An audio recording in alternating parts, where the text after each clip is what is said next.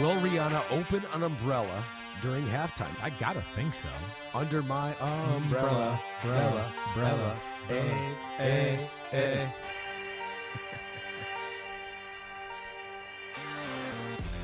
Oh, yeah, that's right. She performed. She was great. It was Super Bowl 57 in the books. That was Ahmed Reid you heard. You might not have recognized that raspy voice. He was not on the stage with Rihanna last night. That was from last week when he was fighting through laryngitis. Yeah. He's here, but Super Bowl 57 in the books. Awesome game. Awesome halftime show. It was good. I thought it was an unbelievable. I don't even really like country music. The singing of the national anthem. Yeah. I thought was phenomenal, right? With that little country music twist, right? It was great. I didn't know a lot about him. So either way, it was a great show. And I think it's up there for one of the most pleasurable viewing Super Bowls in the history, right? That was an instant classic. Yep. One of the best Super Bowls, I think, I certainly would put it up there that I can remember. Two great teams going in, so Definitely. maybe two of the best teams, two best teams. Yep. I thought we sounded better when we did it in real time with Under My Umbrella thing. It didn't sound quite as good as I remember. No, it did not. Well, but that's because we're not singers and when it's going on. But we weren't even pregnant when we were doing that, and Rihanna was. Did she actually open an umbrella? I don't know if she did. I don't think she did. She never opened an umbrella, right? So we would have been wrong. She didn't have many props at all. No. Well, she didn't need it. I mean, when you're flying 60 feet above the freaking the field. I was scared for that. her. Was scary. Yeah. I mean, I have very little fears in my life, as far as stuff like that. Heights are one of those. Yeah. Heights are one of those. Oh, here you go, a tweet from Patrick Monahan here, where facing Bowser. It was almost like like where you jump from platform to platform Nintendo. on some of those games, right? But she was. I really thought the look for TV, I don't know what it looked like in person, was amazing. Looked great on TV. Loved the halftime show. Loved everything about the look of the stadium, the teams, all of it. It was great other than the field. I didn't love the field because it slipped too much, but we'll get into that later. So that's one of your fears, is falling 60 feet to your death at the halftime one of those where the Super Bowl. Well, no, not at the halftime of the Super Bowl, but it's one of those things where it's like I wonder if in a past life I fell off something and died, right? Maybe I multiple literally I can be on a balcony that's fully secure and get to the edge, and your brain's going, not again. I'm not going to let this happen again. Not again. Not in this lifetime. But yeah. I get it in my stomach. Well. Oh, yeah, look, and he said, Pete, you're so great. Yeah, look at me falling at the Super Bowl Radio Row. Yeah, thanks, if you haven't problem. seen this, it's Chris off the back of the stage there. What exactly happened here? Well, I put a little too much weight on that metal thing in the back, right? Okay. That was supposed to be kind of like a guardrail, not something you're supposed to put your foot on. Yeah. And I broke that section of the guardrail off. Yeah. So, I've had better moments right there. I thought I was going to be okay. I felt it giving away. I got my hand on the chair. You see it there? It's almost happening in slow motion. But then it broke, and I was like, oh, I'm okay. And then it totally broke, and I was like, I'm on my way down. So, what's more concerning is my co-host could care less. What's even more concerning after that is I have 4 women walk by me. None of them say a word or do anything other than just look at me and continue to walk like I am just shit on the street. Yeah. Right? We do have one person that was just running after you there. Well, he works on our crew, Miles, and he built the stage, Miles. so he was probably like, "Oh, damn, I'm going to get fired because it just broke." So, it was more about him and exactly. than you. So I guess that's where it's 2023, and we just don't care about anybody anymore. It's just me. So, Miles, the stage was fine. Chris should not have been walking. I should not have been walking. You should not have stepped on that metal thing. No. It's not your fault. No. I did say it almost became, it wasn't Peacock, it almost became Simscock, okay? It was almost that. Yeah. You almost owned the whole thing, right? The whole thing. Yeah, my company. You're stepping streaming on Simscock for Reid and Chris Simms on Unbuttoned. Yeah, as Pete says, that does not roll off the tongue, or should it roll off the tongue? Probably. We probably should stop doing that. Great week in Arizona. You got to good subject change. Meet a lot of people. Yeah. Your interview with Micah Parsons. You guys bonded over your hate of Philadelphia, which was cool to see. Right. It was like bro hugging it out. It was. We could get into all that stuff too later on, because I'd like to talk kind of about some of the interviews and what you learned from some of the players you talked to over the week. But this is all about the Super game. Bowl. You will talk about all the games. That is our promise to you, the homies, on this final day of the 2022-23 season. So let's start. There's so many places to go here, and we could have started with the defensive holding call too. Yeah. But I think everyone's starting with that. Sure. So we'll tease that out a little bit later because we don't want it to be all about one call. That's right. No game's all about one. The Philly defense got shredded in the second half, which is I think the bigger story on that side of the ball. But let's just start with the guy who did the shredding most of the time on a bum ankle. Yeah, Patrick Mahomes. Right. And it's almost like, did he really have a bum ankle? Although you said in the pregame show and watching him in pregame warmups that it did stick out to you like, he ain't moving so well. The way he looked in pregame, I just went to my wife and kids. I just went, he's not as healthy as I thought he was going to be. Just from some of the movement and some of the drills and things I saw. He always kind of looks like that. I know, like he Patrick does. Mahomes. He does. He has a little bit of that old man, like, I'm not 100. But this was, I'm used to that, so I know what that looks like. Yeah. And then off of that, I was like, oh, man, he's not quite where he needs to be, but obviously still effective enough. Yeah. Right? And, I mean, how can you not start there? I don't know what else to say. I mean, they're built through him. The success they have on offense, again, it might not always go to his numbers, but it's all predicated through him. I mean, the Eagles couldn't play their 5-man front. The Eagles had to play coverage. So that led to, underneath throws and their running game being effective because, no, we can't rush 5 against the greatest blitz quarterback in the history of football, right? So that's all the Mahomes effect, let alone, yes, here he is in the 3rd Super Bowl, and I'm going to say this is 3 Super Bowls where he's on the lesser team and he's won 2 out of 3, okay? They were the lesser team yesterday. I don't think anybody could watch that game and not think that. Now, we'll dive into some of the things that helped them become the Super Bowl champ, but I mean, the deck was more stacked against them than the other way around. I think anybody reasonable can think about can agree with that. But then just everything off it. Not only second Super Bowl in 4 years, being there 3 out of 4 years, the 5-year thing like we talked about, the AFC Championship game. This one gets to play a quarter healthy the whole playoffs. Oh, you just got to beat the hot Jaguars and Trevor Lawrence. Oh, you just got to beat the kryptonite of your team, the Bengals and Joe Burrow on half a leg. And then, you got to beat the best pass rush in the history of football other than the 85 Bears. And, as I said last week and the week before that, the pass rush is a little overrated, and that offensive line is really damn good, and we'll talk about that too. But that, and then added on to the long list of what he accomplished things in this season that most great quarterbacks, it takes them it might be the greatest season in the history of quarterback in the NFL. Really? Well, when you really unpack it, I mean, when you really look at it, no guy that's led the NFL in passing yards has ever won the Super Bowl. Well, he did it in the same year. Led touchdowns, right? Led passing yards, won the MVP, won the Super Bowl MVP. These are things, again, he accomplished in 1 year that I think that we look at and would go, oh, yeah, well, Peyton Manning accomplished this and Tom Brady accomplished this. Yeah, but it took him like 12, 15 years to put all those together. He did this all in 1 season, And again, it's without Tyreek Hill. He wasn't supposed to be. It was supposed to be all Tyreek, apparently.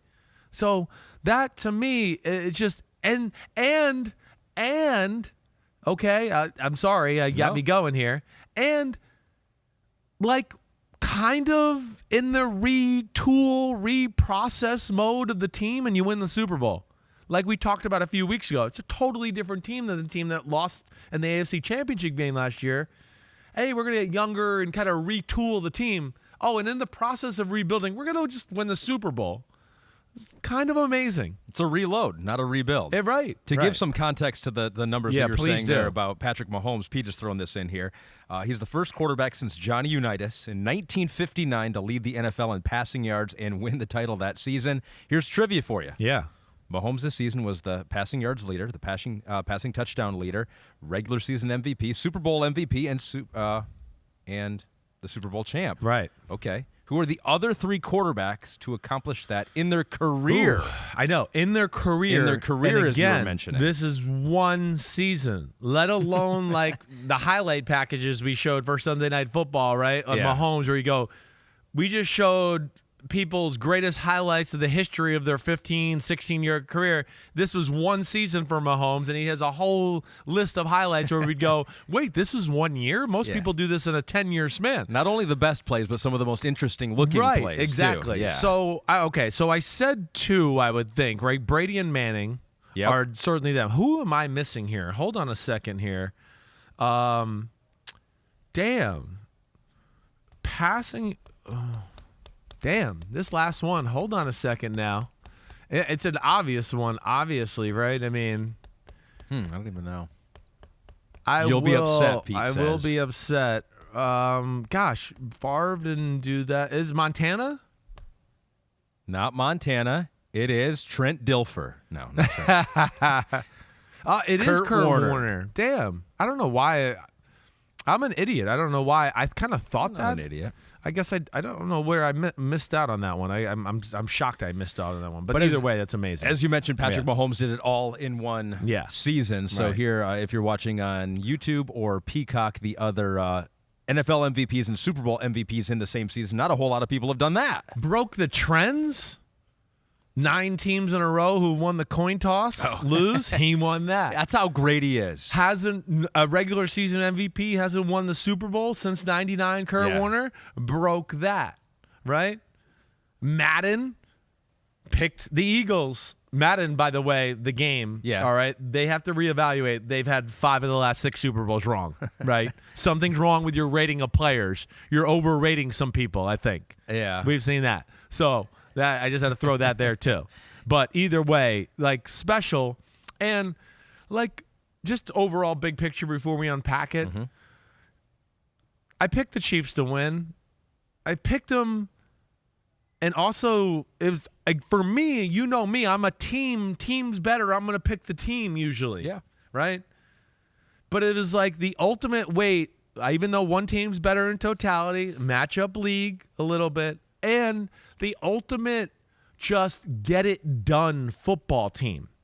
And that's what was funny during the week where like people were like, oh, how do you think it? And then it's just like, it's almost hard to verbalize. Well, I just think they'll get it done. Like, they just have a way of big moments, big plays. That's what's special about this dynasty. It's not that machine we saw in New England. It's officially a dynasty here. You know, we'll see how great of one it is, but it's done a different way. It's a little bit more through the players. And, hey, we're just going to make plays and moments other than, like, you know, New England where you'd be like, well, it's just perfect execution and Brady got him in the right play and made a good throw, right? Yeah. That's where it's different, too. It's got a different feel and pizzazz. They were down 10. They were down 10 at halftime. And in a dominant first half by the Eagles, too. Watching that, I was like, man, the Eagles are such a great team. They're a great team. Because they can gift wrap a touchdown to the other team and still have a comfortable lead. And it's like if they just keep playing the way they're playing, as this game's over. Yeah. Well, let's start. You know, okay, let's start to unpack it. Right. I mean, we see I thought we already started. Well, you know, specifically, you know, but you're right. You know, I mean, first off, great first drive of the game by the Eagles. Right. Mm-hmm. You know, it wasn't easy. 11-play, 75-yard drive.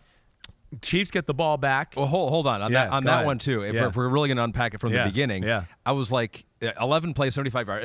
It looked easy. Yeah, I was like, man, that looked even easier than I thought. I was like, the Eagles should be able to score. I don't know if it'll be that easy. Chiefs defense is pretty good. I mean, the fact that the entire Eagles offensive line was in the end zone on that quarterback sneak from the 1, I was like, oh my gosh. Yeah. It wasn't one of those situations where they had to really shove and push Jalen Hurts. No, it was like he just rode the front. Like anyone on the offensive line could have had the football and that would have been a touchdown. I was like, oh my gosh. Well, that's where they're great.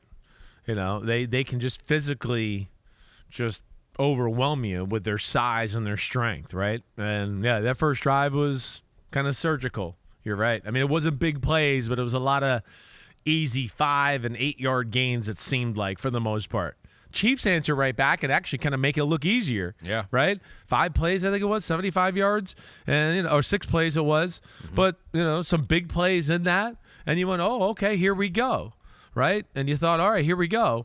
And so it was a very even start to the football game, everything you wanted there.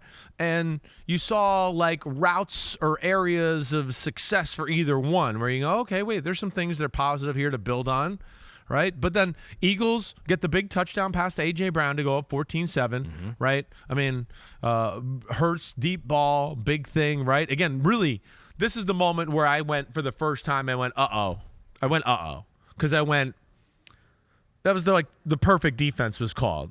It wasn't exactly the best read in the world, nor it was the best throw in the world. It was a little bit of just, I'm going to throw up to my guy because I think he's super talented, and there's nothing wrong with that. He was, and that was a great adjustment. By right. But that was one of those moments where I went, damn. I mean, at that moment, we had the Chiefs jump off sides on third downs a few times. They were making some mistakes, right? Yep. And then you're going, damn, Spags kind of called like the perfect coverage and play, and they still got a touchdown. And I was starting to go, uh-oh, right? Uh-oh, man, they're in trouble. And then the Chiefs, I think, go 3 and out or 5 and out, something like that. And I went, it was 3 and out, right? So now the Eagles got the ball. It's 14-7. You're going, wow, they're kind of controlling. Yep. And 3rd and 1 at midfield. Right. Oh. This is, to me, this is the start of the sequence of big plays, big moments started to sway Kansas City's way little by little as the game goes on. All right, I didn't anticipate kind of going through it like nitty-gritty like this, but I think it's valuable to do some that. of this a little bit. Let's do it a little bit. Because you got the Sayamalo false start, right. So right at the 50, next play is Hurts drops it, and Nick Bolton's going 36 yards the other way for a touchdown. We're tied up, and it could have been a 2-touchdown game because the Eagles at that point looked like they were rolling. It did look like they were rolling, and you're just going, well, 3rd and 1, they're going to get the first down. In fact, they're so rolling, it looked like 3rd and 1. They might throw a bomb and then just say, the hell with it, on 4th and 1, we'll get the first down when we need to. Yeah, that's how good they are on offense. That's how overpowering they are. So it becomes 3rd and 6. They're still in. This is where they're great. They're still in 4-down territory because they call a quarterback design run because they're going to go, we'll get the first down because they're going to worry about pass. They did a lot. Right. They did a lot. And maybe they've done that all year, but it really stuck out in the Super Bowl. Yes. A lot of 3rd and mediums, even 3rd and longer-ish, you know, 3rd and 7, 8. It's just like, they're planning on using 2 plays to get this. Yeah, and listen, that was another key to the game as we go through here, too. The Chiefs did, at least as the game went on, got them into 2nd and 3rd and longs, which, of course, got them off the field a few times. Yeah. But here it is in 3rd and 6, and they're running a quarterback draw because I think, one, they think, hey, they're going to try to stop the screens and everything else. You can't stop everything on Philadelphia, so that's usually the, oh, crap, right? But a cool front designed by Spagnuolo kind of has a linebacker standing up in the – we talked about this. Like with Burrow and the Bengals, we got to change coverages. Well, with the Eagles and that front, you got to change looks up front because they'll get too comfortable. So they do that, and I think they're still thinking either we get the first down or we get to 4th and 2 or 4th and 1 and we run it and we get the first down and we go down and do it. Yep. But all of a sudden he keeps the ball and there's an unblocked guy. Nick Bolton untouched. I went back and looked at it. No one touched He's him. unblocked. And that's, again, to me, is the Spags there. He found this is going to put their scheme in a little bit of an issue. And Hurts, I think because of holy crap, usually I have this play and it's wide open, kind of panics, doesn't know what to do with the football, loses hold of the football, fumble, touchdown. And I want to toot our own horn here because we don't do that all often. No, sometimes I don't think we do. We have victories need to, that we don't. Most of social media is shitting on us. So. But it was a couple weeks ago that you were watching tape and you go, dang, Nick Bolton is running around, he's flying, he's playing downhill. Yes. You noticed him. And he stuck out, and then he makes this huge play in the Super Bowl. He's one of the best middle linebackers in football. I mean, he's in the All-Pro first and second team discussion. I think he was my second team All-Pro linebacker. I had him part of the group. Yeah. He kind of got forgotten about a little bit maybe there. That was a raven that just flew by. Did you see that thing? Yeah. That was big-ass black bird, right? Is that an omen for next year? What's going on with He's very Lamar happy Jackson? the Eagles didn't win, so he's flying around in a victory fly. Yeah, all bird teams were, it's like the Cardinals. Be like, how dare you win? Those damn Eagles, they always get all the glory. It's about time they didn't. Winning in our house. Get to be on these freaking coins and dollar bills and everything. Yeah, birds everywhere high-fiving after this one. But, he's a phenomenal football player. So while we're talking about it, let's give people the things that we talked about that we said watch out for that came to fruition in this game. One of them was Nick Bolton, the stud. Yeah, he was a stud in this game, and there were several other things where we mentioned on this podcast. Let's take a victory lap right here, Chris. Yeah. Well, I think we thought, we talked about the Chiefs' defense and this that they were going to have to, take some tactical chances to stop the run game. They're going to have to sell out to stop the run game. Yeah. This is one thing I kind of said all week. I had a hard time, especially last week, because I had to discuss it a lot. I just went, I don't think the Chiefs are going to go down with letting them run the ball on them. They're going to go, if they get beaten the pass game by Jalen Hurts and A.J. Brown, then they're going to go, okay, then we lost. But they weren't going to go down that way. Yep. And they showed us that. And they showed us they had enough size and creativity to hang in there. That was another thing. When the game started, you talked about Mahomes. I watched him, and I went, oh, he's not as 100% as I would have liked, right?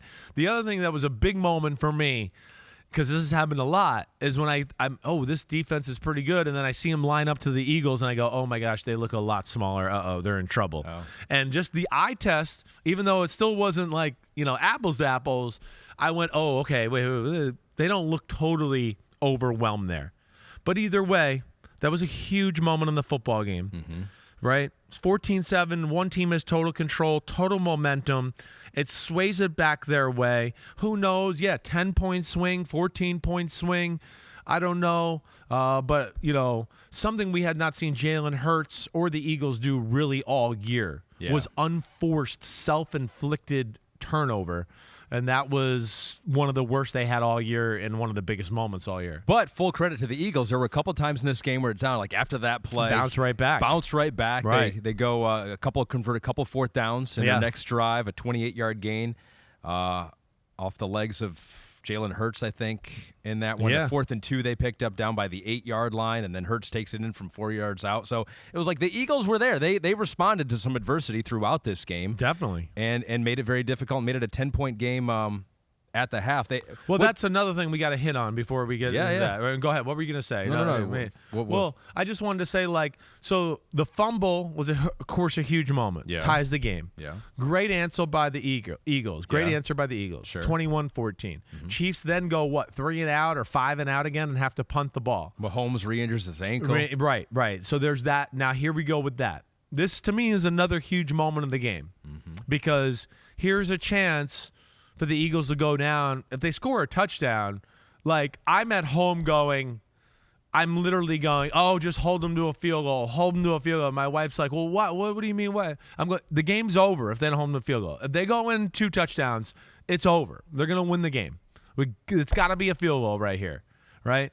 And that, to me, was the drive that we had the Devontae Smith catch that, again, he didn't catch. He kind of knew it. He tried to get them to hurry up to the line of scrimmage.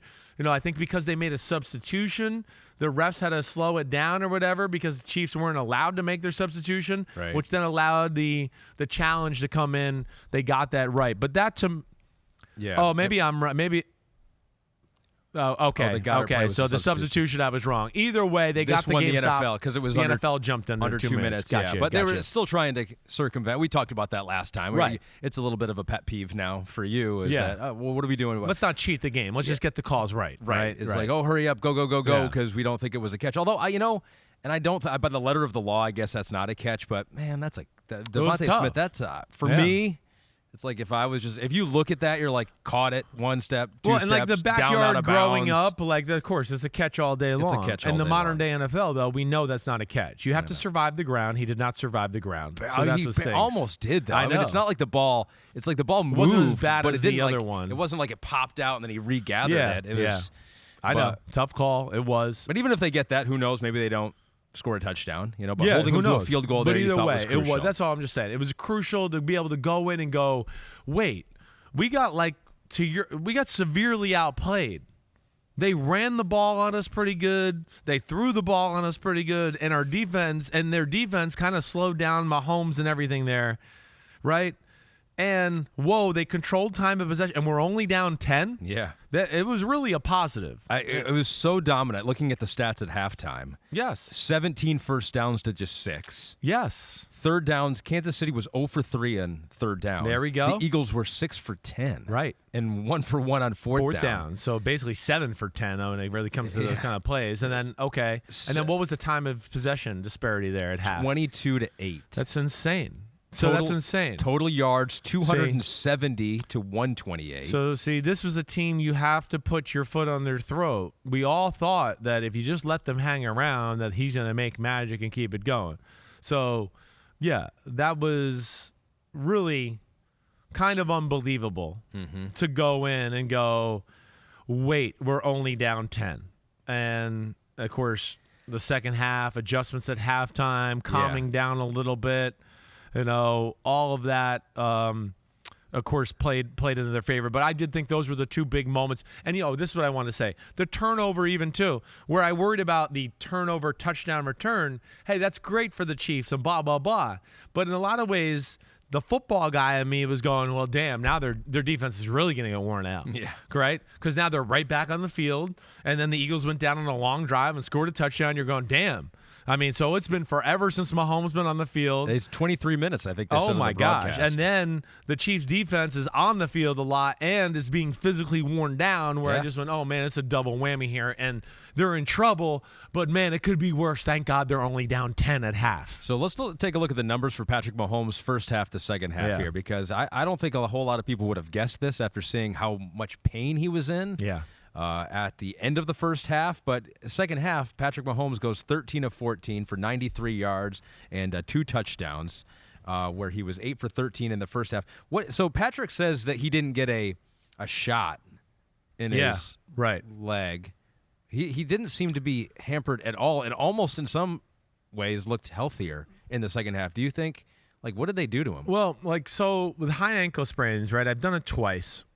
It is one of those where if you tweak it or whatever, it's incredibly painful for a few minutes. One of those where you're like, oh, my gosh, I'm miserable, right? And then about 5-6 minutes after, you start to go, okay, wait.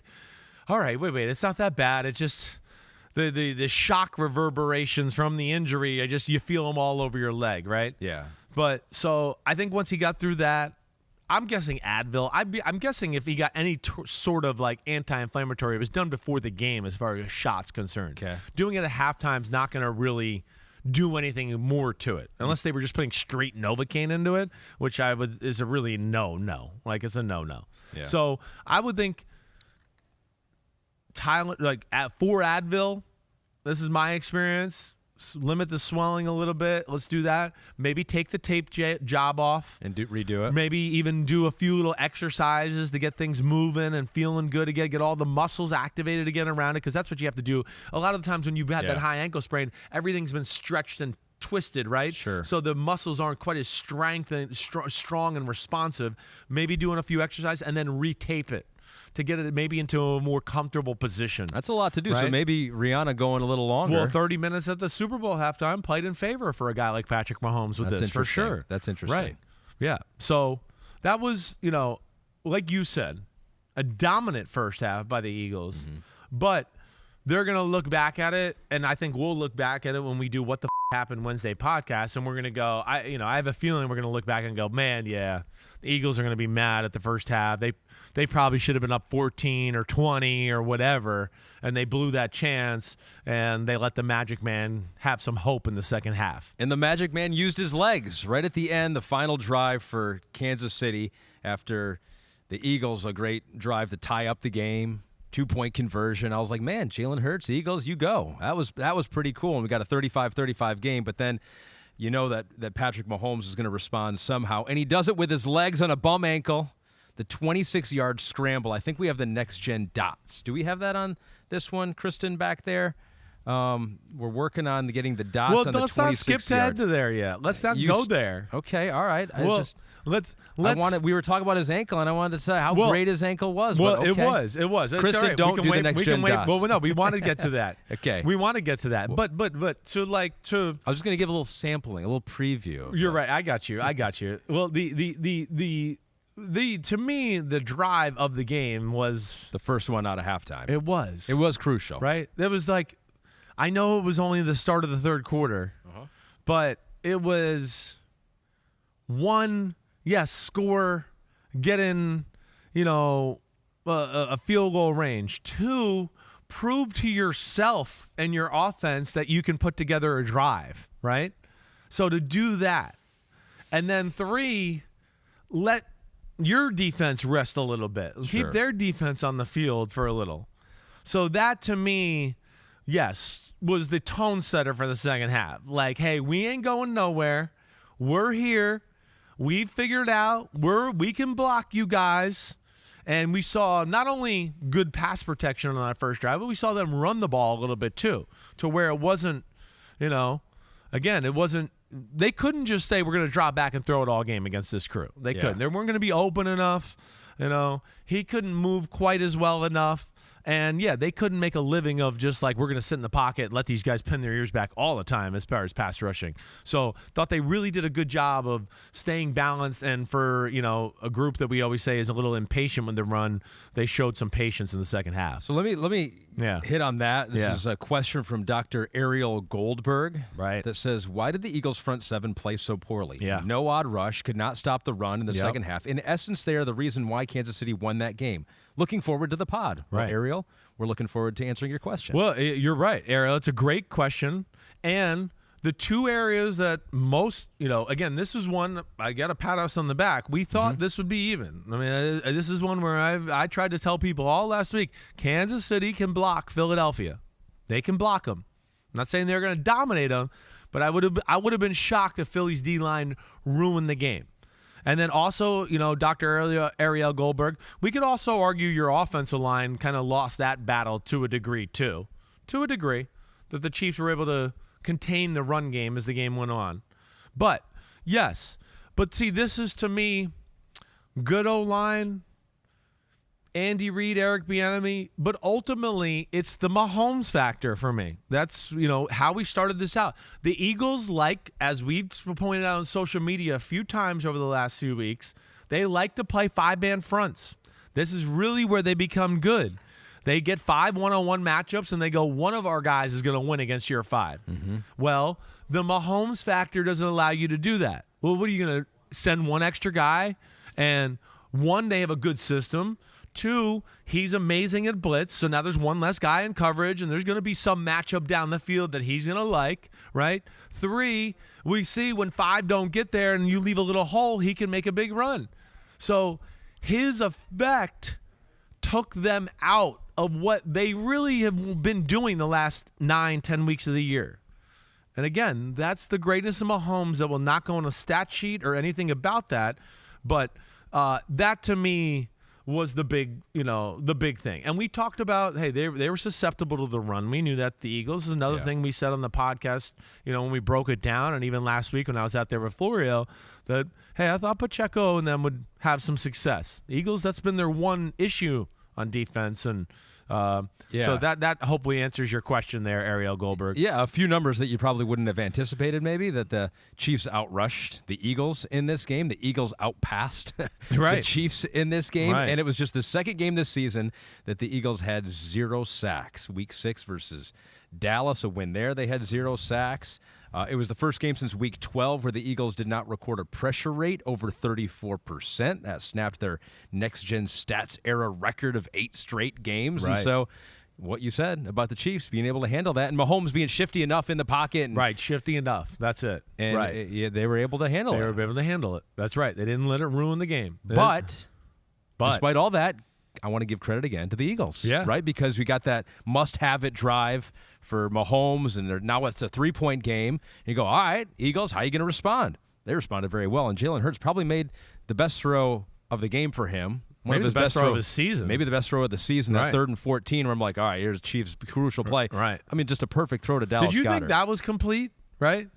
What'd you think of that one? Right? I thought it was called complete on the field. Right. And I think by the time he regathered it, I think you can make a case that maybe that toe was still down. You think it was down? I think it was close. So close. It was close enough to where you just let it ride. I think that's the ultimate. I didn't really think he got it down. Oh, see, we just saw the nextgen.c. Yeah, he's got it. But he got it. You see his feet there. They're those round things. It's pretty obvious now seeing the top. I mean, that was a phenomenal throw. That really was. Oh, my gosh. I mean, it really was. Because it was good coverage. Yes. It was cover 2. That's the place you want to throw it there against cover 2. That's where they're susceptible. But like L'Jarius Sneed and Brian Cook, they did good job. They weren't out of position. They kind of anticipated it. It was the perfect throw, beat good coverage. That's exactly what it was. But they only got a field goal. And see, this was the start of the moments where I started to go, man, and these gotta-have-it moments late in the second quarter, third, all of a sudden Kansas City started to make it's a big gotta-have-it play, and Kansas City started coming out on top a little bit more than Philly, and I started to go, oh, man, okay, wait. Whoa, they're going to get a field goal. Here was another chance to kind of go up double digits again, and you're going to go up only 6. And, again, you're just like, whoa, man, you're flirting with disaster, letting this hang around. Because they got that 3rd and 14, but they did not get the 3rd and 11. Exactly. Later in the drive, and so then that 33-yard field goal. So, yeah, it's a 6-point game instead of a 10-point game. 2 things are underlying, like what you're saying. We hit on it a little. I thought the Chiefs did a really good job of at least getting the Eagles into some positions we haven't seen other teams do to them, right? They got them into 2nd 11 and 3rd and long a few times, which is rare for the Eagles because the Eagles are usually in 3rd and 4, and they go, we can run or pass or throw a screen. Everything's available, right? And you're like, you're screwed. So that was one little thing. And just as we continue here too, the fact that the Chiefs only had 8 third downs in the whole game, that says something to you about how they were doing on 1st and 2nd. I think those are 2 little just, stats within the game that are kind of interesting. But let's keep going. So it's 27-21. We move our way into the 4th quarter now. Right. So now it's, 27-21. First drive of the 4th quarter. Yep. You got Patrick Mahomes finding his new favorite receiver. You don't need Tyreek Hill. You got 4 catches to Juju Smith-Schuster. And they go down the field, and then not to toot our own horn again, but we're going to do it multiple times. We are because we were kind of on things with this matchup. 100%. And if we're not going to say it, who's going to say it? Right? Exactly. One of the things you mentioned was the Eagles seem to have some trouble with that pre-snap motion. Guys, shifting, going in motion. We made a video about it on social media. So then we have QB school. 3rd and 3 at the 5-yard line. Kadarius Toney looks like, he's going in motion. Is it a speed sweep? Is he going to go drag across the field? Eagles thinking the same thing. Nope. Puts his foot in the ground, goes back the other way. Wide open touchdown. Right. This is where it started to come together, where you're like, whoa, okay, wait. The defense made a stand and stopped them with a field goal. They just had a long drive, and now they kind of surgically went down the field once again. 8-yard pass, 8-yard run, 10-yard pass, 8-yard run, kind of balanced again where you're going, what? Like Andy Reid and Bieniemy are kind of sticking with the run. And then this play. And again, let's just stop it for a second right here if you don't mind, guys. Can we do that? Can we even do that? I think we can. We've done it before. Okay. Just so I can explain it. So, again, stop it right there if you can. Or one of these times. See, I don't know I'll ask one more time if we can I don't know that he says he can. There we go. We did. We can do it. He can. Okay. He's done it before. But either way, so this is where, again, one of the worst 3rd and short teams in all of football this year were the Kansas City Chiefs. They were the worst, either the 2nd worst or the worst in football on 3rd and short, right? It's crazy to think that. So here was a problem with their team all year long, and in their biggest moment, they were good in these situations all game long yesterday. 3rd and shorts, 4th and shorts.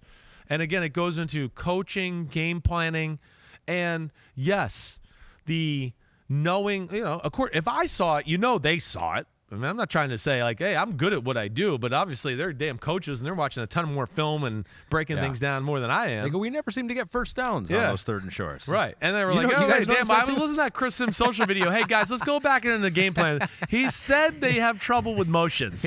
So we need to go back and look at that. I have a feeling they were on that before that. All right. So, but as we talked about in this breakdown of the motions and these shifts that give the Eagles issues, because it happened more than just these touchdowns at the end of the game. There was a few plays in the regular field where we can go back and I go, look, this gave them issues. There's a reason Kelsey was open in the middle, right? But they go for the kill like we've talked about, right? They want to squash whatever play you're running. And they were expecting Toney to go across the formation, which he probably has done 99 times out of 100, right? And within that, what they're going to do, Ahmed, is Darius Slay is going to go back to free safety, and 23's trying to come down to be the extra defender on the left-hand side here, right? But the motion, how quickly and aggressive Toney takes off, they have to do it in a hurry. They're communicating, and they overplay their correction to where now let's let it play, guys. And watch 2, and you'll see 23 in the top. See, he's starting to go down, and then it's too late because they're going to switch roles because they're going to go, wait, we need an extra guy over there. They're crossing across the formation. But the Chiefs self-scouted thyself, right? And they went, wait, they think we're going to zig, and they're going to do this, and we're going to do this, and we're going to do this. So we're going to zag when they do that, and they won't have anybody there. And that's just great game planning and knowing your opponent and knowing how to use your guys the right way in a big situation. We know that you know that we know. Exactly. It's like that's really what ahead. It is. Right. We know that you know what we want to do here. Yeah. And because of that, we also know your adjustment. So we're going to you over for that. And right? they did it 2 drives in a row. 2 drives in a row. Different sides of the field. Okay. So here's another big moment. They stopped the Eagles. Big moment here. 3 and out. 3 and out. Whoa. They're up 28-27. It was a 3rd and 2 where the Eagles threw the ball. They threw the ball 3 straight downs. 3rd and 2, right? They flushed him out of the pocket to the left, right? And he had to kind of throw the ball way out of bounds, like to the left side, right? If I'm remembering correctly. I could be wrong. There's a lot of liquor that was going in my veins, and I'm trying to keep track of a lot of plays. I just noted here that they threw the ball. They threw the ball, which stuck out to me. I think it was the play where he had to go to the left and kind of throw it away awkwardly. Okay. But either way, I'm sitting there now at this moment going, because, again, we're watching, let's just put this into perspective, one of the greatest momentum teams in the history of football, right? Like, we've compared them to the Golden State Warriors, or be like, they're down by 10, and all of a sudden you look up and they're up by 22. How did that happen? Yeah, and you're not even shocked. You're just like, that you're does like, happen. That's what they do. But they've got their first lead of the game, and now they're getting the ball. They're getting the ball. And mind you, like 30 minutes before this, we're going, I hope they can hang on. They're getting their asses kicked. Yeah. They're getting killed. Are they going to get blown out, right? And all of a sudden we're going, what? They're going to get the ball back? And they got all the mojo? And this is where they're special, too, because they're, like we have talked about, they're never blinking the big situations. They love the big situations. Mm-hmm. That's the kind of personalities they have.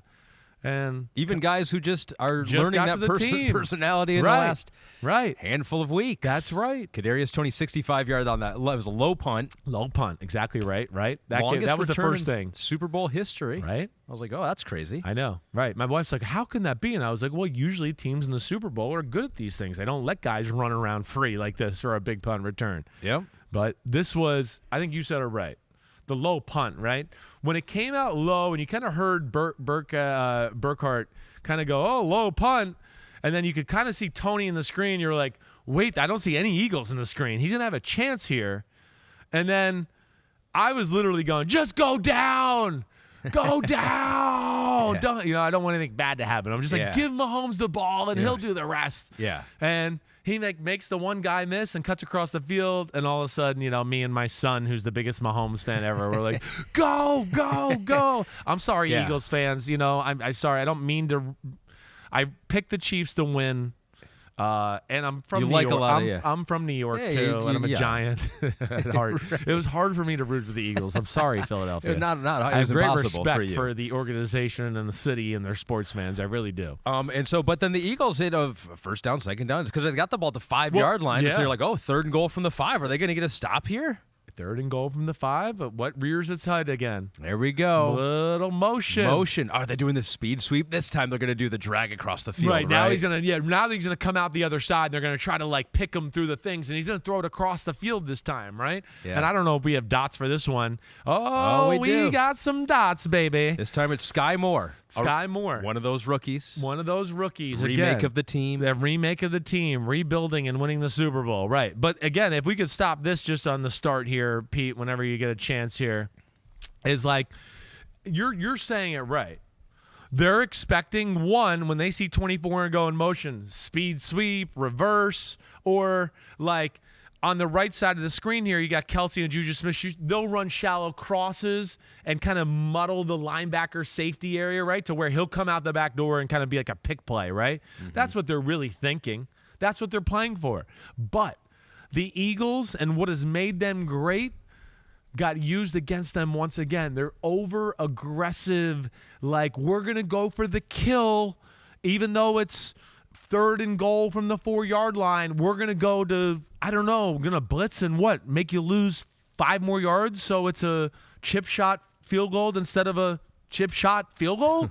Right? That's where this is some of the things we can certainly question about I think the game plan and all, or at least give the Chiefs credit for maybe out-coaching the Eagles in the second half too. But, yeah, they're thinking that, and it's back to what you thought. They think, we think, they're going to do this because we think and that. And very similar concept, but instead this time he comes off of Valdez-Scantling, and the Eagles with 24 and 29 with Bradberry and Avonte Maddox, right? They want to switch this off if 11 and 24 switch. But 11 runs inside, and you can let it play now, right?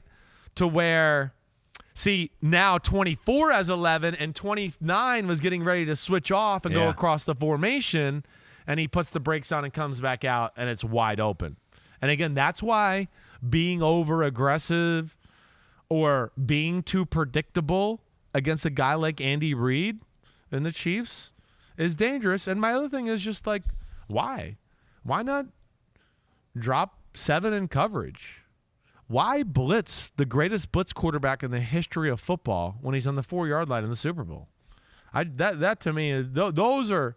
I don't question much about what the Eagles did in the game or anything, but that's a moment I do go, why are we trying to cut off their head when it's not really necessary right here? Questionable from the coaching staff for the Eagles, but also hat tip to Andy Reid. Right. And he gave credit to Eric Bieniemy at the end of the game. Yeah. And I think, and I tweeted this out too, I was like, you could probably give the Super Bowl MVP to Andy Reid. Yeah. Because as good as Patrick Mahomes was in this game and the magic, and we'll get to that run that I teased here about 10 minutes ago. I mean, those are two wide-open receivers. Adjustments made throughout the week, knowing how the Eagles were going to adjust to you. Agreed. I was like, Andy Reid, you could have given him the MVP. That's not in the rules. You can't do that. But I think he was as much of a reason why the Chiefs won this game as anyone. Agreed. To coach your team and go, wait, this is a real flaw of our team, these third and short situations. We have to get better in 2 weeks against one of the best defenses we've seen in football, here in recent history. Yeah. That is the coaching. And again, it's to the culture of them, and they don't blink for anything. Oh, wait, you're one of the greatest of all time? They're kind of like, you, bring it on. We'll show you great. That's what's cool about them. That's what's amazing. And you're right, it was great game planning. And yeah, I guess I just question a little of the over-aggressive nature of the Eagles right there in that department.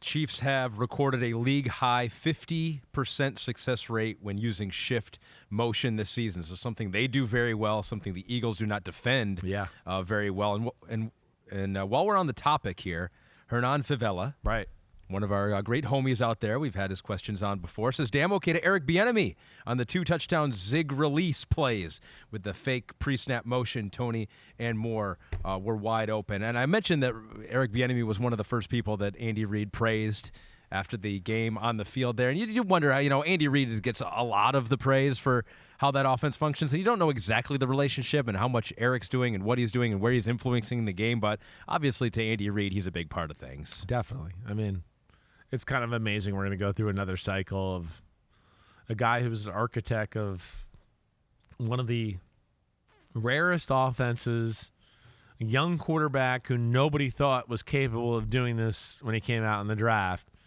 And now we're just like, oh, yeah, you're right. Yeah, oh, yeah, he's coaching them as AFC Championship Super Bowls. No big deal. And just, oh, that's all right. Don't give him a job. Give it to some other guy. Yeah. It's just weird. It's weird.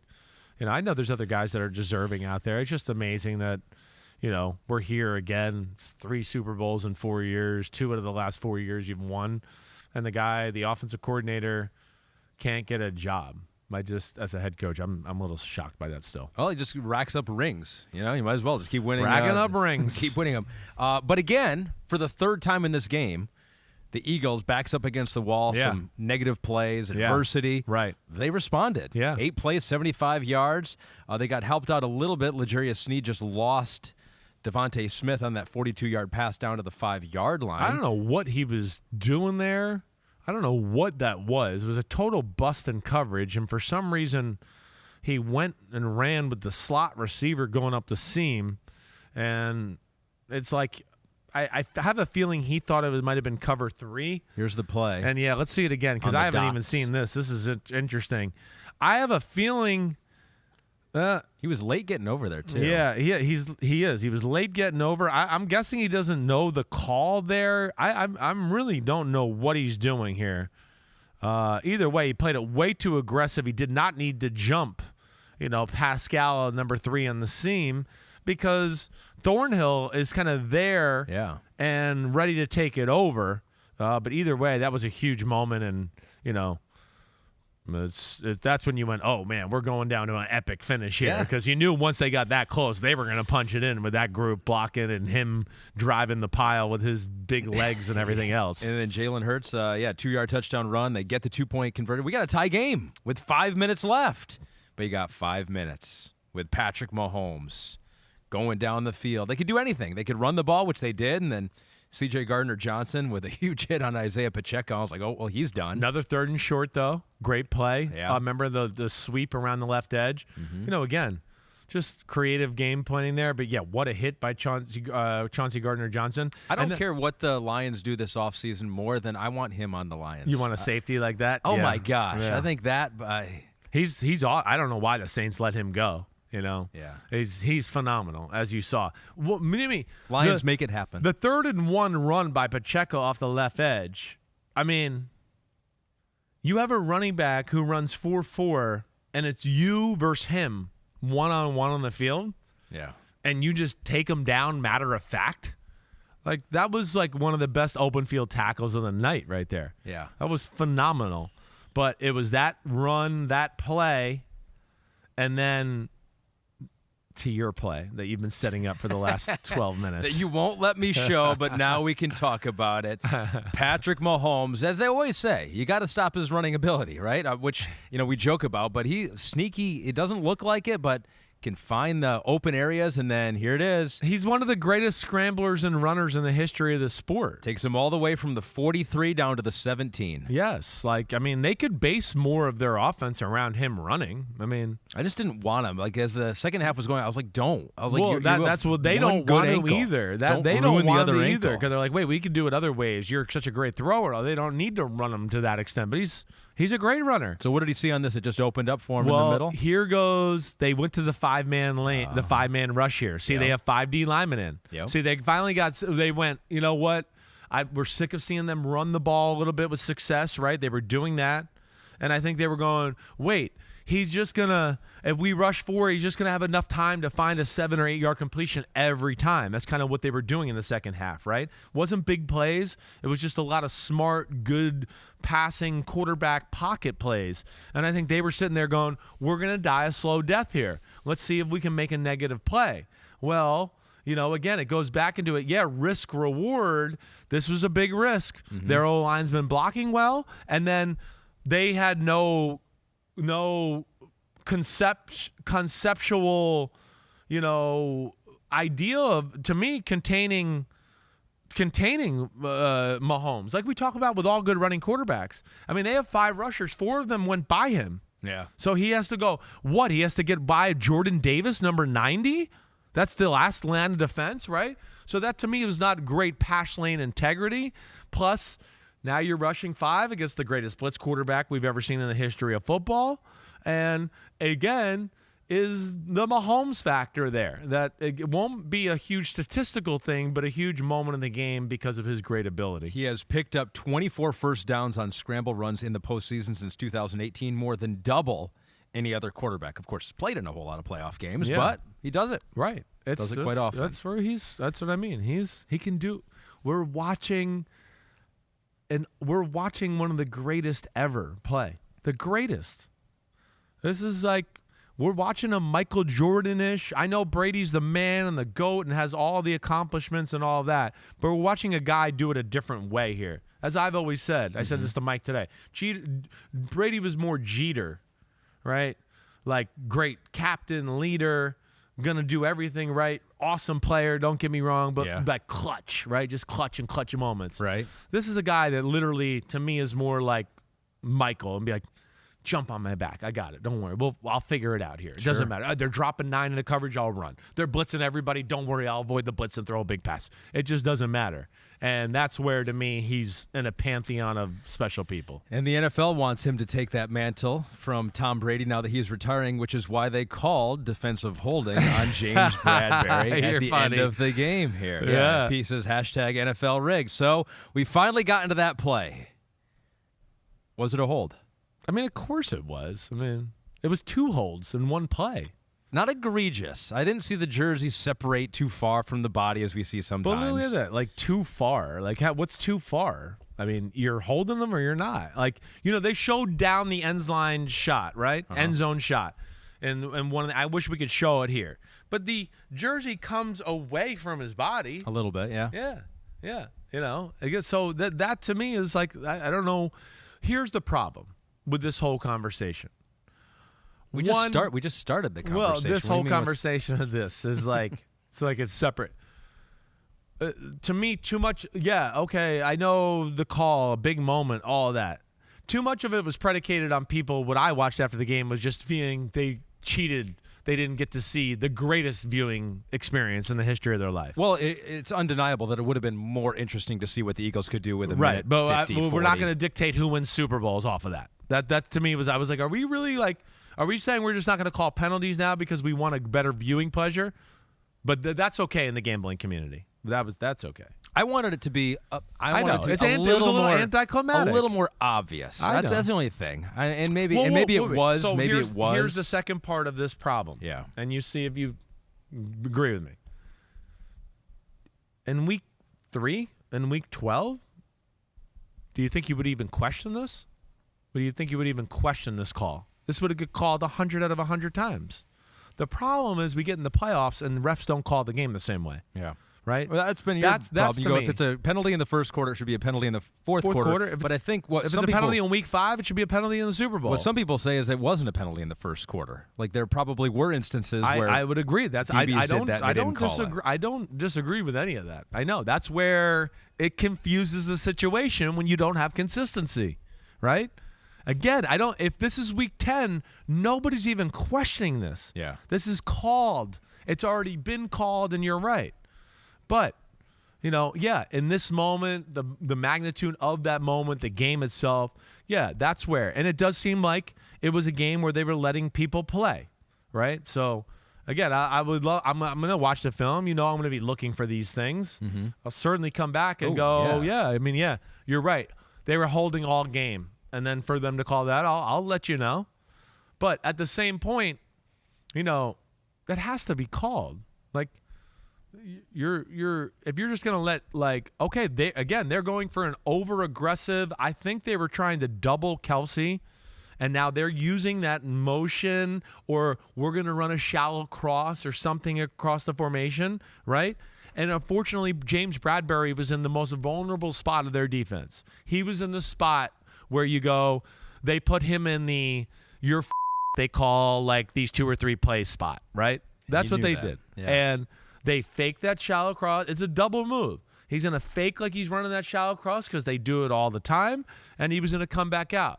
And to me, where they kind of messed up on the telecast a little bit, it was they kept showing the second ticky-tack. Yeah. The original hold was the biggest thing. When he was starting to now come out of his break, that's when you saw the jersey pulled. That's true. And again, that's where a guy who runs 4.5 runs 4.8 now, and let alone you're running faster because you've slingshotted yourself there. And that's where, again, I know it's tough. None of us wanted to see it end that way, but I'm not going to be mad at that call right there. In case you missed it, here's what James Bradberry himself said about the call against him after the game. I mean, that's not up for my judgment. I was hoping he would let it go, but of course, he's a ref. It's a big game, and it was a hold, so they called it. I mean, props to him. Man of men. Which makes me wonder, you said you were rooting, against the Eagles. You're a New York guy. Right. Oh, he was a New York guy. They have a lot of guys. See, there you go. See, we do have a still picture, and the jersey is coming out. Way to go, Wyatt. Wyatt in control. But well done. You could see there. Yeah, the jersey is definitely It's being pulled. Right. And part of it, too, is I think some people said, well, it was uncatchable, and say, well, that's obviously not a defensive holding, something to consider there. It's for pass interference. But why was it overthrown and so uncatchable? Because you turned a guy that, as you mentioned, is 4.445 into 5.0 because you're tugging on his jersey. This takes 8 or 10 yards away from you running. Mm-hmm. Let alone he's going to get held again as he turns up. Yeah. And there's going to be 2 hands on him. Not a grab, but 2 hands on him, to where Yeah, I think when you add all that together, I don't think that ball was going to be uncatchable at all. I mean, if you made me bet money with that guy, that was going to fall in his pocket. I mean, that's what I would have bet. Could have been a smart hold by Bradberry. Yeah, I mean, yeah. So, yeah, credit to him for owning up to it. I mean, the NFL should send him a bouquet of flowers today. Go, thank you for diffusing what everybody was going to try to make a big issue because they didn't like it or because they felt cheated as a viewer and didn't get all the drama they wanted. Yeah. But, yeah, that was a big moment. And I just, obviously they make the field goal. Just can't say enough about the Chiefs. So that was my point, too. It's like, all right, you can be upset about that last call. You don't think it was a hold. You wanted to see if Jalen Hurts and the Eagles could come back again. It's not perfect, world. That would have been interesting to see. But the fact is, the second half drive chart for the Kansas City Chiefs, touchdown, touchdown, touchdown, field goal. Yeah. I mean, the Eagles defense did nothing to win that game in the second half. I think, I agreed. I mean, Mahomes and what they did, and then I'm going to flip the other side around. I mean, this is the most unstoppable offense in football. They had to settle for a field goal before the half. They had to settle for a field goal to start the third quarter after a long touchdown drive. They went 3 and out, and then they put a drive together. And they got the best offensive line. Listen, this is where I want the magnitude of the Chiefs is real. I mean, Peter King didn't write a column last week about the Eagles' offensive line because he's some great scout himself. He's being told by people all around football it's the best offensive line they've seen in 10 years, if not longer. So they did that with a guy that was second-team All-Pro quarterback, MVP discussion, arguably the best receiving duo in football, really good tight end play, and they slowed down their attack and held them to 11 points, and they couldn't run the ball in the second half. I mean, between the Mahomes and what he did to what you said to move the ball on that defense, and then for their defense, again, 2 out of 3 Super Bowls where they play a great running team like the 49ers and that, and they kind of go, we're going to squash your best thing. And we're going to make the second best thing about you beat us, and we'll see if you can beat us. Oh, Jimmy Garoppolo, you're not going to beat us with your right arm? Okay. Hurts, you played really good, and you almost beat us with your right arm, but we were right. We weren't going to let the run game beat us. We didn't think the right arm could do it, and they didn't. And I'm not trying to say that's a slight on Jalen Hurts because I know that's probably how it sounded. I'm just saying the number one thing was they had to control that run game, and they did do that in the second half. And that's where I'm just amazed with what they did end of second quarter from on. Yeah. Was just valiant effort from the Chiefs. I mean, it's going to feel like for a long time for Eagles fans, like this is one that got away. Oh, definitely. They're going to be sick. Second team in Super Bowl history to blow a double-digit halftime lead. Right. You might have forgot the other one. It was the Falcons. Against the Patriots. Well, this is the double-digit halftime lead. Halftime lead. Because I was going to say, I mean, Mahomes also came from a double-digit fourth quarter lead. That's right? true. Yeah. Brady versus the Seahawks was down 10 in the fourth quarter. Yeah. Right? And they did that, which was also in Arizona. What is it with Arizona and great Super Bowls? That's first true, off, too, right? Well, we should have it there except for the field, I guess. The field is unbelievable. So I felt bad. So I everyone's like, unbelievable, this field. I was like, were these problems that could have been anticipated, right? Because they play in that stadium, obviously. Yeah. It's an NFL stadium, and I don't think we're ever talking about the field being bad throughout the year.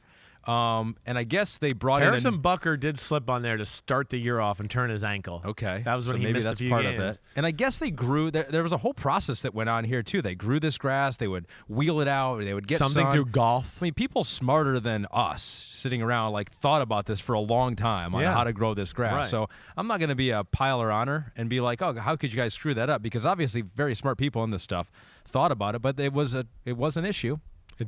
Maybe I don't know. Maybe there's nothing I don't know.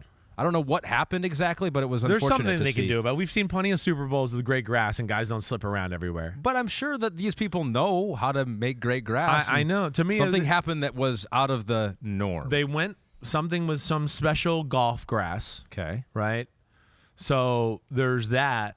And then, maybe sometimes it doesn't always have to be about them looking the absolute best. It's got to be a little bit about the quality and safety of our players. And to me, it just looked like a grass that was just not, strong enough, rooted enough. That would be the big thing. It looked like it was all for the optics. Yeah, it's perfectly green, and it's like a fairway to hit a nice 7-iron off of. Great. Okay. But is it made for a guy that's 320 pounds to be able to dig his cleat in the ground and cut? Or even a 150-pound kicker. Or even that. Exactly, because we saw the Eagles kicker, right? He even slipped at one point. Yeah. So, that stunk. We don't want to see that in our biggest games or biggest moments. I wonder if it helped the offense at all, because it was almost similar to playing in snow. And oftentimes we say about snow, it's like easier for the offense because you know where you're going. You can be more deliberate about your cut and planting your foot, and the defender's got to react. I wonder if this was a high-scoring Super Bowl. I wonder if that was part of it. I always feel like these kind of things hurt the team that's probably the more physically gifted team, the team that has a little more power and speed on it, which was the Eagles.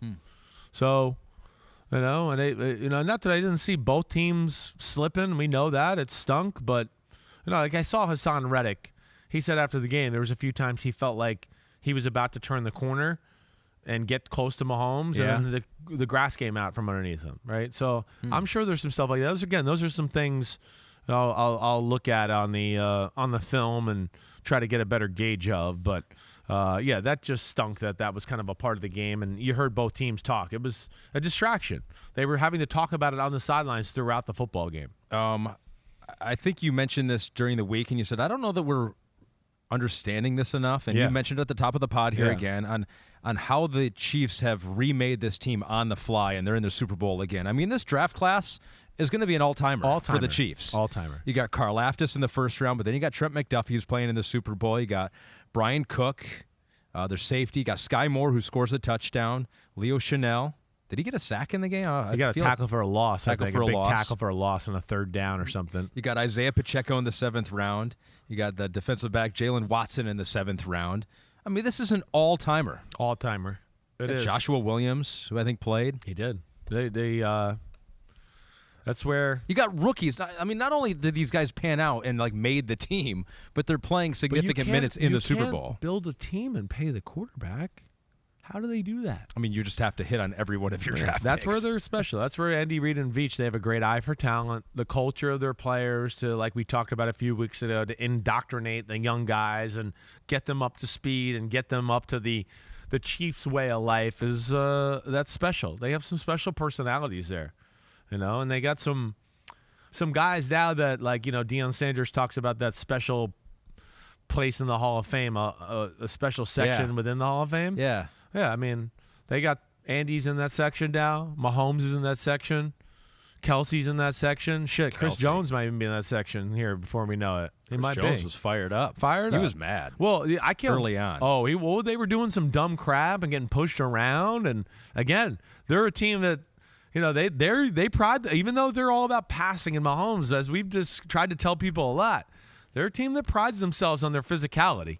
They don't got all those big people to play patty cakes. They're trying to hit you too, and I think they reminded everybody that once again, that they can play big boy football.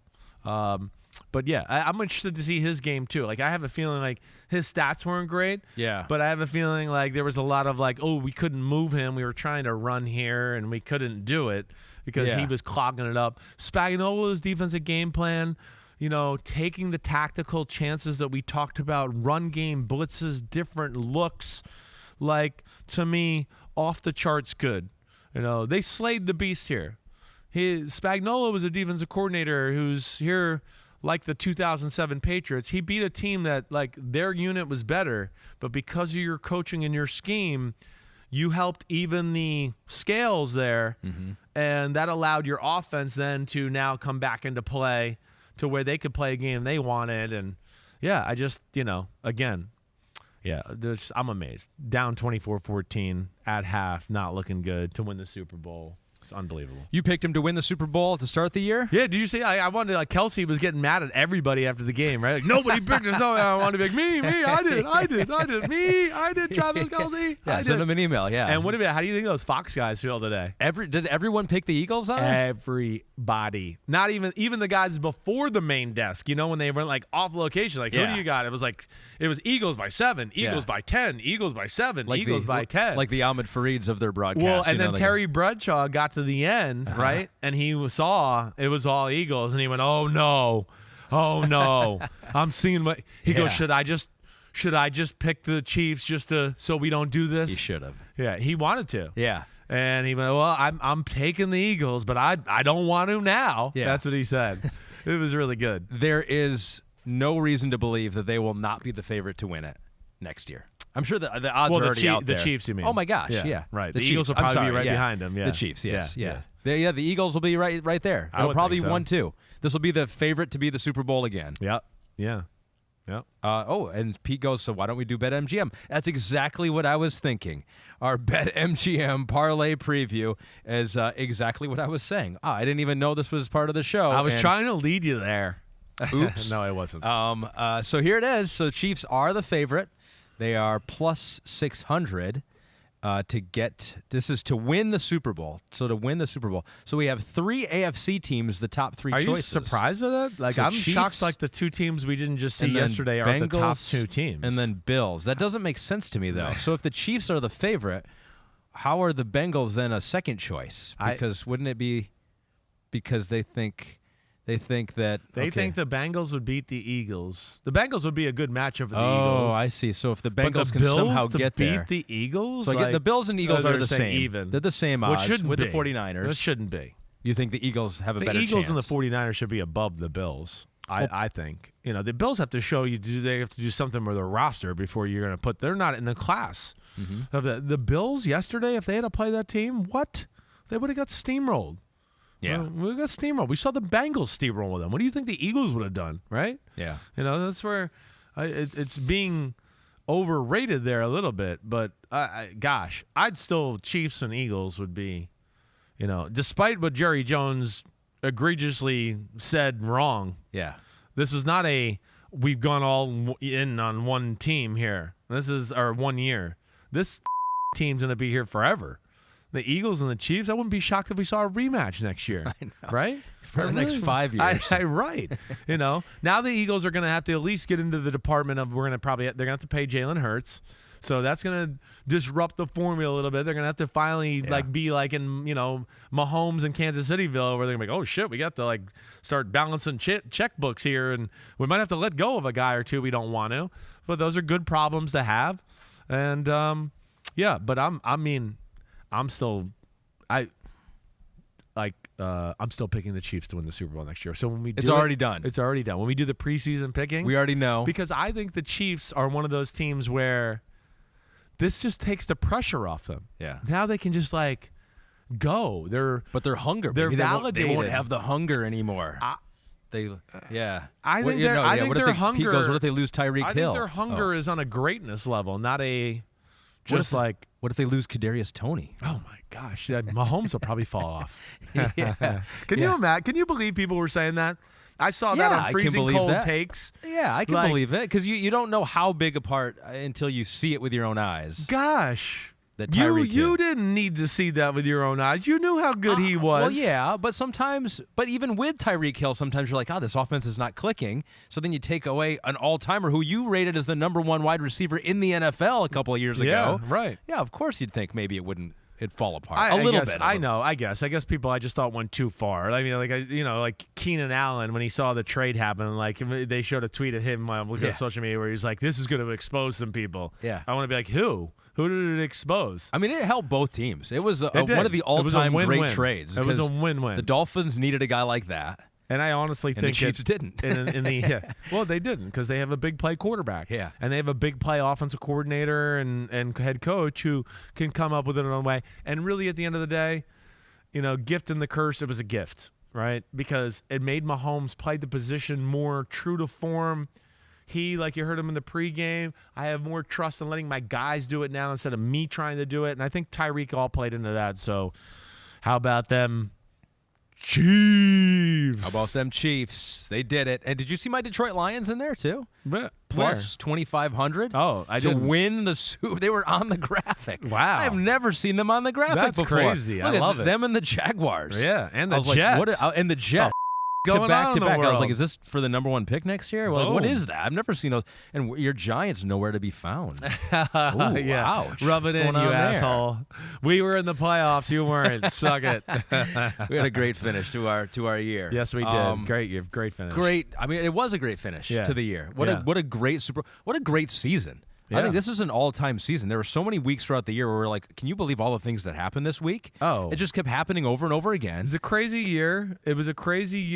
And, like in a lot of ways, Mahomes and, the referees being involved in the last play, a little bit of the microcosm of the year in general, right? Yeah. And we talked about refereeing a lot, right? So, yeah, there's a lot of things, but it was an unbelievable year. It really was. And we saw a clash of the Titans, in the Super Bowl. And this is why football is great, because I think more than any other sport in these matchups, the lesser team can win, with great game planning and executing and doing all the right things the right way, right? Even though, okay, we might not be quite as good, but if we listen to our coaches and their game plan's good and we don't make mistakes and maybe just make a play here and there, we could actually beat a team that's better than us.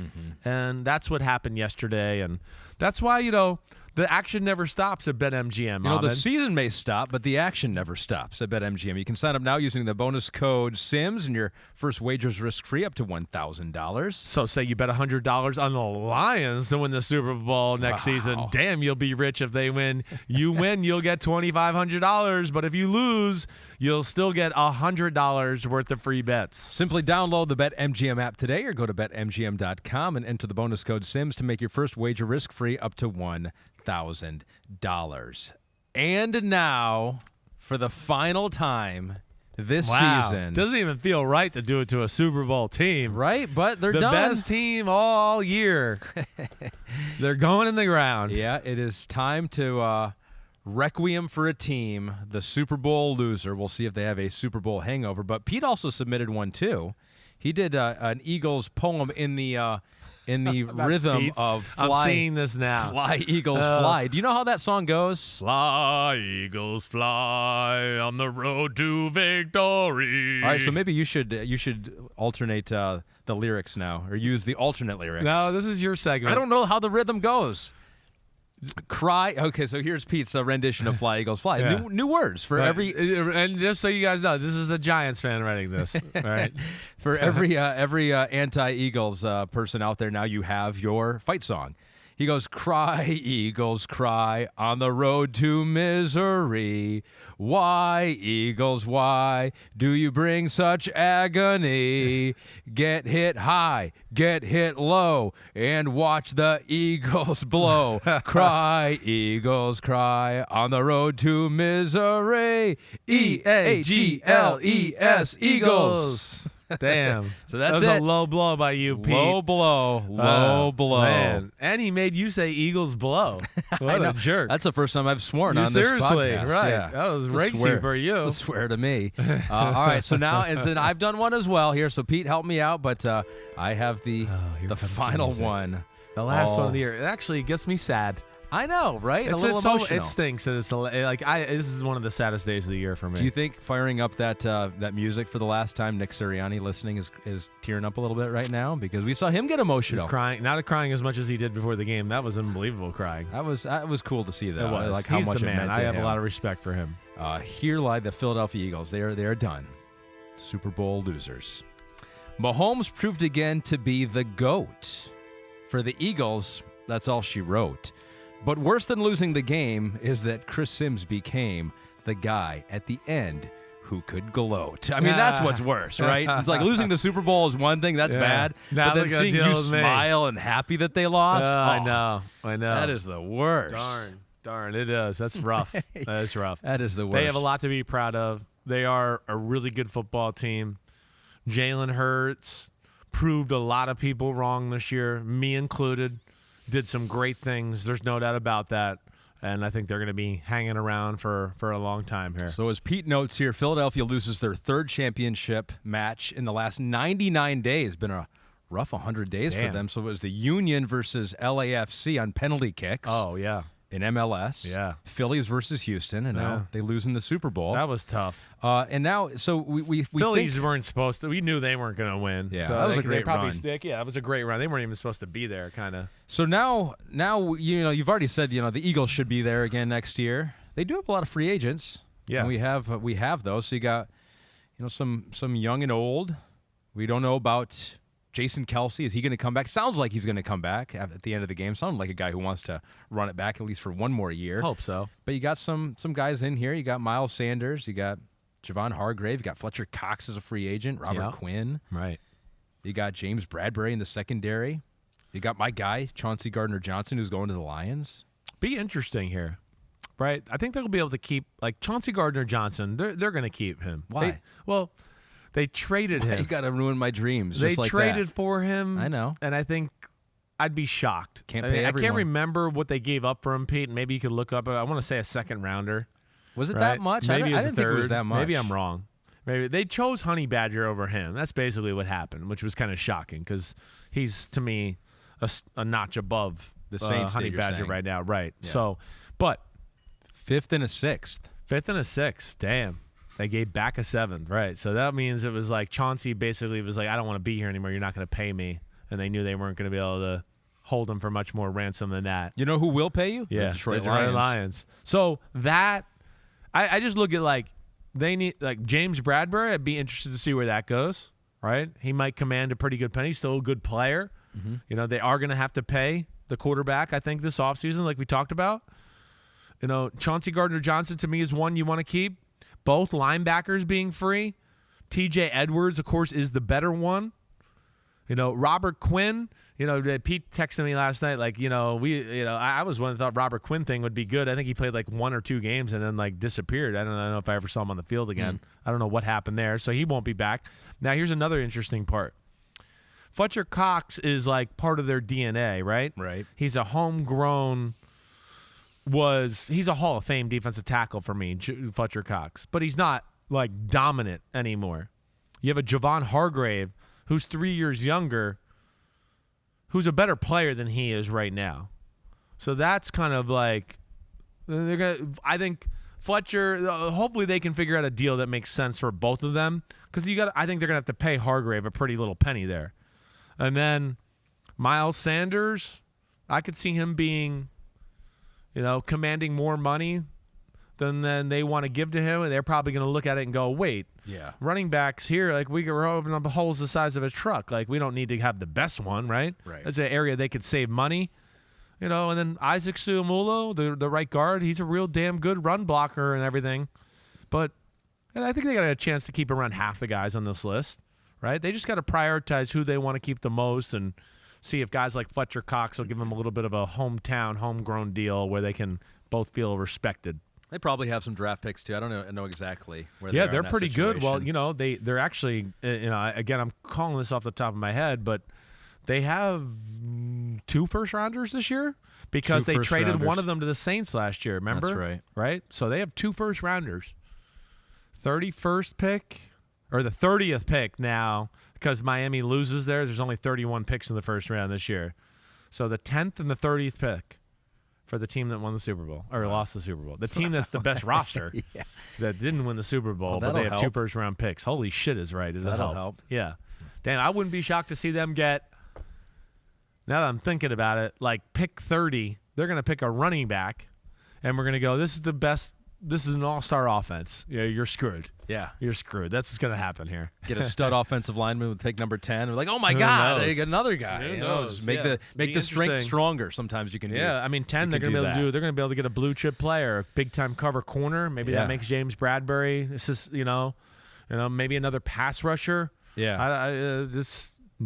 Gosh, they're going to have some flexibility. So watch out for them. They package those picks together. They move up and they take a quarterback. Oh my gosh, that was Ahmed Reid, everybody. It could get crazy this offseason, which we'll be around for. Yeah, I mean, thanks to the homies for following along all season long. Hope you had fun with it. Hope you learned some stuff along the way. And a couple weeks before everyone else learned it. Yeah, we did that a few times this year, and so it's been a fun year for me again. I was able to do a lot of the pods with you this time. So yeah, it was awesome. It was a good year. We're a team. We got some unity together. We got some work together. We really did. Work under our belts. We were like Mahomes and Kelsey by the end of the year. You were just getting open, and I was just finding ways to get it to you. And even when I want to show the dots of a long run, you bring it back in, and by the time we get back on the same page, right? And then sometimes here we you got to audible, and the quarterback and tight end got to talk a little bit, but we got it done. And yes, it was a great year. It's not over yet. We do got our Wednesday What the F Happened podcast, and then yes, we'll start to switch gears into off-season stuff. But which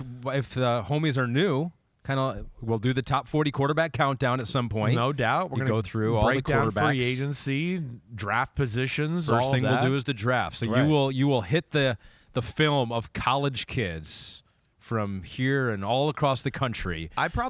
Every day of the week. Yeah, all right. My month of March and April that's what they do. You hate it, but you love it. I do. I hate it, I love it. It's just a stress because it's always like, wait, there's somebody else I haven't seen. I got to see the next guy.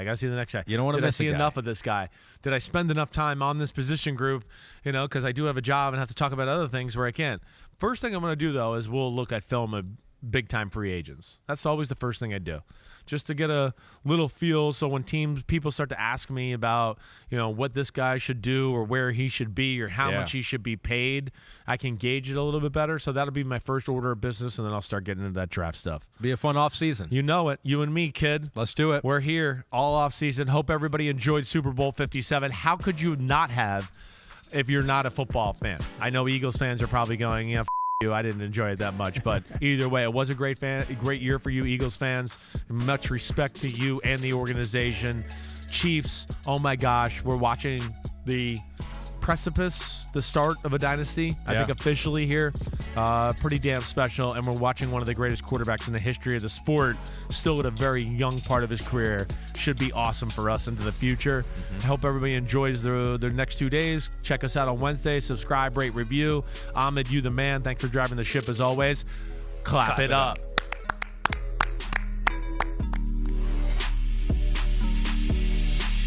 Thanks for watching, homies. Hit subscribe to see all my unbuttoned videos. You get to see me, Ahmed, for Reid, all the big player breakdowns, game breakdowns, player interviews, and my film analysis. So please subscribe. Chris Simms Unbuttoned. Peace out.